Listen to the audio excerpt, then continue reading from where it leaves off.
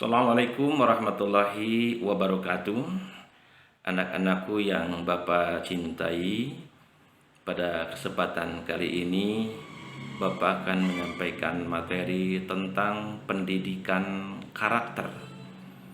Nah, akhir-akhir ini pemerintah kita memandang perlu bahwa di sekolah itu harus mengembangkan pendidikan karakter. Seberapa pentingkah pendidikan karakter tersebut? Nah, hal ini didasari dengan banyaknya kejadian-kejadian di masyarakat kita, termasuk di pemerintahan kita, bahwa banyak orang-orang yang otaknya cerdas atau IQ-nya tinggi, tetapi ketika mereka memegang suatu amanah, suatu kedudukan, banyak yang khianat, ada yang korupsi, ada yang memanipulasi, sehingga pendidikan yang mereka dapatkan selama dari SD sampai dengan perguruan tinggi seakan-akan tidak ada manfaatnya sama sekali gitu, karena mereka melakukan sebuah kesalahan atau sebuah perbuatan yang melanggar hukum.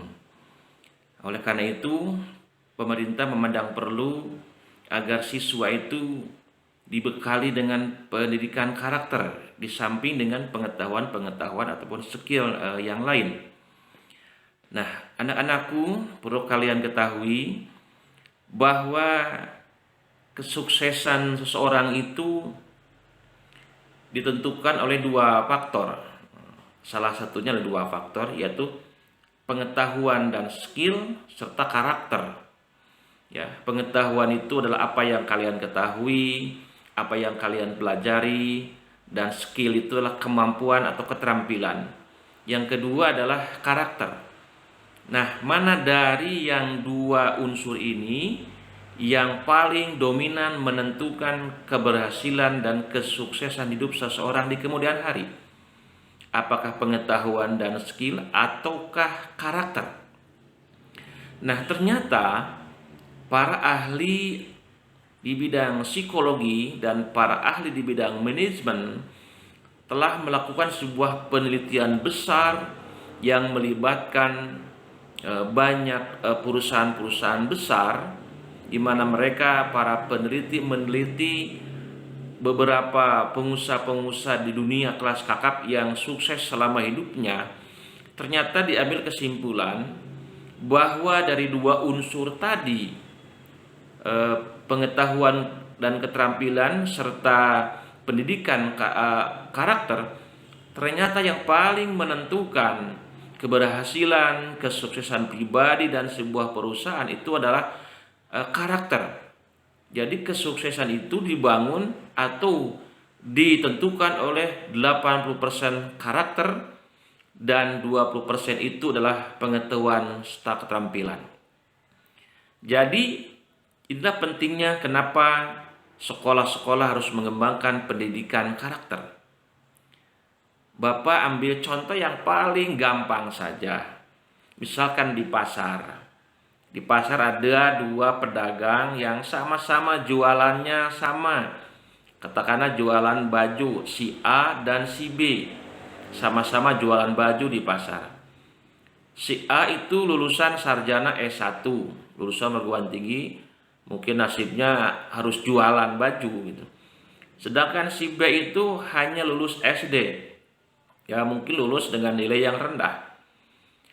Tetapi si A ini yang lulusan sarjana itu punya karakter mudah marah, gampang tersinggung, kurang ramah. Nah, sementara si B yang lulusan SD pas-pasan, meskipun IQ-nya rendah, tapi dia punya karakter rendah hati, murah senyum, tidak mudah tersinggung. Nah, ketika ada pembeli ya kepada si A dan si B, kira-kira mana dagangan yang paling laku? Karena pada saat si pembeli datang ke si A yang lulusan sarjana itu, wajah si A itu kurang ramah, bahkan terkesan sombong, kurang menghargai calon pembeli. Maka pasti si pembeli itu akan membeli kepada dagangan yang dijual oleh pedagang yang ramah, yang rendah hati, suka humor, tidak melihat pendidikannya. Berarti si calon pembeli itu pasti akan membeli barang dagangan si B, karena si B-nya ramah, ya, someah kalau bahasa Sundanya itu. Nah, ini menunjukkan bahwa pendidikan yang tinggi tidak melulu menentukan keberhasilan seseorang. Ternyata yang paling dominan 80% itu adalah karakter. Nah, jadi dengan demikian, kalau kalian ingin sukses dalam hidup, kembangkanlah atau milikilah karakter-karakter yang positif. Nah, pemerintah kita mengembangkan 9 pilar karakter yang harus kalian miliki supaya di kemudian hari menjadi orang yang sukses dan berhasil. Yang pertama, 9 pilar tersebut adalah cinta Allah, cinta kepada Tuhan. Artinya harus punya nilai-nilai religius. Ya, kewajiban-kewajiban kepada Allah harus ditunaikan. Itu sebagai bukti cinta kepada Allah. Jadi, kalau kalian ingin sukses, karakter pertama adalah cinta Tuhan, cinta Allah atau takwa kepada Allah Subhanahu wa taala dengan melaksanakan semua perintahnya dan menjauhi semua larangannya. Menjauhi seluruh larangan yang Allah tentukan, termasuk cinta kepada sesama makhluk, cinta kepada tumbuh-tumbuhan, cinta kepada alam, cinta kepada sesama, cinta kepada binatang. Inilah karakter yang pertama. Yang kedua adalah kemandirian dan tanggung jawab. Jadi kalian harus dibangun sejak sekarang jiwa mandiri, tidak bergantung pada orang tua, dan lakukan segala sesuatu dengan penuh rasa tanggung jawab. Berani berbuat, berani bertanggung jawab. Itu karakter yang kedua. Yang ketiga, jujur. Jangan pernah berbohong, jangan pernah berdusta. Jujur itu adalah mata uang yang berlaku di mana-mana. Mulai sekarang bersikaplah jujur, ya, tidak membohongi orang tua, tidak membohongi siapapun. Yang keempat adalah hormat dan santun. Yang kelima adalah suka menolong, suka berbagi, melihat teman yang sedang kesusahan, dia bantu, melihat orang tua renta yang butuh pertolongan, kita bantu. Yang keenam, percaya diri atau harus pede ketika kita berbuat, serta pekerja yang keras. Jadi karakter yang keenam itu percaya diri dan pekerja yang keras.